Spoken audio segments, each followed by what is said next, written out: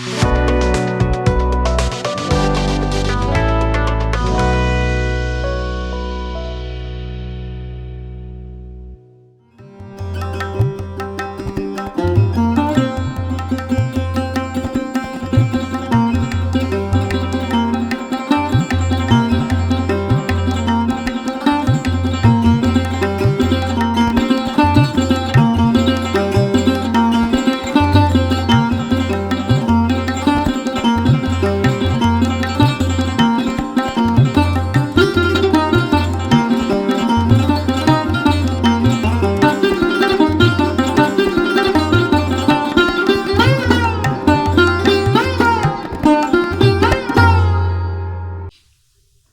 जीशु ख्रीष्ट अति बहुमूल्य नाम संपर्क इंडिया द्वारा प्रस्तुत कार्यक्रम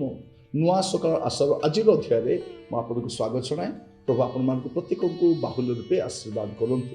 मोर प्रिय भाई भाई मैंने आम आज जो प्रसंग रे प्रभु का वाक्य ध्यान करवा आलोच्य प्रसंग होछि मानचित्र बिना यात्रा। मानचित्र बिना यात्रा जने व्यक्ति हाथ रे मानचित्र न नहीं यात्रा करते आमे जोठी भी जाऊ आमे जानी था आमे कोठी की जाऊ आमको रोड मैपटा मन थाए।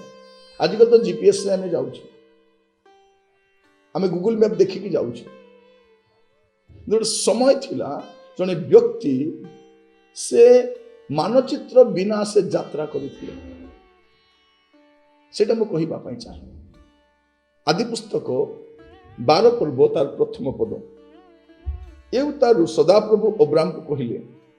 तुम्हें अपना देश और ज्ञाति कुटुंब और पैतृक गृह परित्याग करी आमे जो देश तुमको देखाइबा से देश को जाओ। कौन लिखा जाउछि एवं सदाप्रभु अब्राम को कहले तुम्हें अपना देश ज्ञाति कुटुंब और पैतृक गृह परित्याग करी आमे जो देश तुमको देखाइबा से देश को जाओ। माने परमेश्वर कहते गोटे देश तुमको देखाइबा तुम्हें सेठा को जाओ। माने आंको पाखरे सठिक विवरण नहीं सठिक ज्ञान नहीं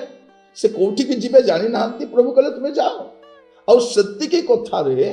अब्राहम कौन करिसंती आपनार देश ज्ञाति कुटुंब पैतृक गृह परित्याग करी बाहरी पड़िसंती और हाथ रे मानचित्र नहीं मैप नहीं। एमितिका लोक को बोका बोली कहबे ना ना एमितिका लोक को बोका बोली कहती ना विश्वासी बोली कहती। आउ से विश्वासी मानकर आदि पिता हेले कौन पाए आपन जदि देखिबे मस्त खोलंतु प्रिय भाई बहन माने आज मैं आपन मान कहिबा पई चाहे बेले बेले आपन माने मध्य आगु जाउथिबे प्रभु की प्रकार पढ़ेई नउचंती कोठी की नउचंती आपन जानि ना किंतु आपन प्रभु को ऊपर प्रगाढ़ विश्वास रखी आगु को बढ़िबा को हो। ए कोन लिखा जाय देखंतु एब्री 11 पर्व 8 पद रे विश्वास द्वारा अब्राहम आह्वान प्राप्त हुए जो देश से अधिकार रूपे पाइबा को जाउथिले आज्ञा बहोई सेठा को बाहरी गले पुणी से केउठा को जाऊ अछंती ता न जानी सुधा बाहरी गले। से बाहरी गले से केउठा को जाऊ छंती जानी नांती बाहरी जाइछन। प्रभु कहले बाहरी जाओ। से बिना मानचित्र रे बिना रोड मैप रे से बाहरी जाइछन। तो ए प्रकार विषय को विश्वास कहा जाए। आपण माने गुडे विषय जानी पारु नाहंती आपण को पाखरे गुडे विषय स्पष्ट नहीं आपण को जीवन रे गुडे विषय स्पष्टता न थाउ किंतु प्रभु को ऊपर स्पष्टता थाउ जे आह्वान करछन तांको आपण जानि थांतु से सकल विषय जत्न नेबे एटा जानि थांतु वे त आपण को रोड मैप नहीं फ्यूचर रे कोन हो जानि नांती आगामी घटना जड़ा नहीं किंतु जे जानि छथि बाहरी थांतु। मोर प्रिय भाई बहन माने मोर दीर्घ जीवन सेवा कार्य मु गोटे विषय देखी जो दिन मु घर छाड़ी मु संस्थार भरोसा घर छाड़ी मु स्पॉन्सर भरोसा घर छाड़ी मोर ए सेवा कार्य मोर स्पॉन्सर का किए ना सदाप्रभु मोर स्पॉन्सर रखते अनुष्ठान में कहीं ना कहीं स्पॉन्सर था मोर सेवा कार्य मोर गोटे भी स्पॉन्सर नहीं मो परे जो मैंने आसले से स्पॉन्सर थे मो पूर्व लोक मान स्पॉन्सर थे से स्पॉन्सर मान को चिठी लिखुले मोर स्पॉन्सर नथिले अनुष्ठान में मोर कई स्पॉन्सर ना अनुष्ठान मत जहाँ दूसरा से मोर पारिश्रमिक आज मोर स्पॉन्सर कहीं ना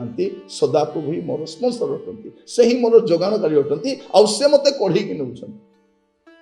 मु कार दयारे कि भरोसा सेवारे नहीं मु जानी जे मते आह्वान करिसंती से विश्वस्त अटंती आउ से एबे पर्यंत कढ़ी आनिछन एठी हमें देखुछु अब्राहम को से मानचित्र बिना यात्रा करुछंती मैं आपको कहवाई चाहे आज आप यात्रा करने समय कष्ट थी पारे समस्या थी पारे निंदा थी पारे किंतु प्रभु कहते आपन आग को बढ़ु आ बाइबल कौन कहे आपन पथ हुड़ा समय आपन अबाटे जा समय पछाड़ गोटे क्षीण स्वर शुणवे कौन बोली कहे से पथ यही आपन 4-5टा रास्ता थी से जगह पहुंची जीवे गोटे छक स्थान पहुंची जीवे 4 छक पहुंची जीवे 8 छक पहुंची जीवे सेमतिका जगह कौन करेंगे आप केवल पवित्र आत्मा का रोग ही शुणी पारे